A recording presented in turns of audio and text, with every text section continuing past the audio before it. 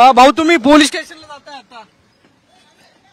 10 मिनिटात जर सोडलं नाही तर माझ्या सहित हजारो कार्यकर्ते पोलीस स्टेशनला जातील आणि त्यांना योग्य ते धडा शिकवण्याचं काम आम्ही करू। गेले 2 ते 3 दिवस आपण पाहतोय पैसे मोठ्या प्रमाणात वाटप केले जात होते, आरोप केले जात होते। प्रचंड पैसे वाटप करतायत, पोलीस यंत्रणेवर दबाव आणून आमच्या कार्यकर्त्यांना अटक केली जाते, आमच्या कार्यकर्त्यांना 149 ची नोटीस दिली जाते, आमच्या कार्यकर्त्यांवरती दबाव टाकला जातो, आमच्या कार्यकर्त्यांवरती त्यांना धमकी दिली जाते। तरीही संजय दिना पाटील लोकसभेत जाणार। किती दबाव टाको, किती त्रास देऊ, आमचा कार्यकर्ता त्या दबावाला बळी पडणार नाही। तो हिमतीने काम करणार आणि संजय पाटलांना दिल्लीत पाठवणार। ईशान्य मुंबईमध्ये हेच वातावरण सगळं पाहायला मिळतंय, अनेक ठिकाणी दबाव आणला जातोय मतदारांवरती।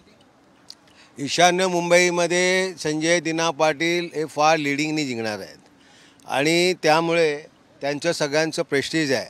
हे प्रेस्टीज आहे म्हणूनच नरेंद्र मोदींना रोड शो करावा लागला, राज ठाकरेंना ईशान्य फिरावं लागलं, नारायण राणेला फिरावं लागलं, आमच्या पोलीस यंत्रणा त्याच्या मागे लावलेली आहे।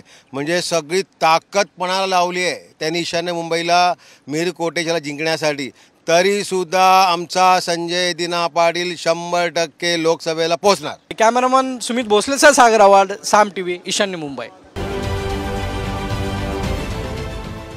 देश विदेशातील प्रत्येक घडामोडींचे लाईव्ह अपडेट मिळवण्यासाठी आता साम टीव्हीच्या सर्व सोशल मीडिया प्लॅटफॉर्मला लाईक, फॉलो आणि सबस्क्राईब करा। तसंच सर्व नोटिफिकेशनसाठी बेल आयकॉन प्रेस करायला विसरू नका।